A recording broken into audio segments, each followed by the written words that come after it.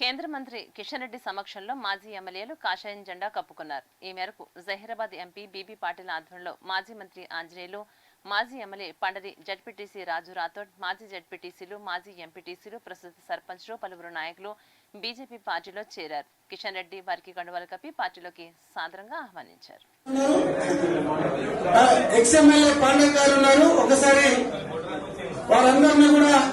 స్వాగతం చెప్పడానికి కిషన్ రెడ్డి గారు మాతృ సంస్థలో కలుస్తున్నారు.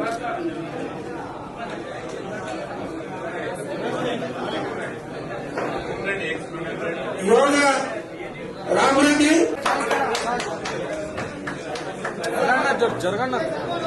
భూమిరెడ్డి, మోహన్ రెడ్డి,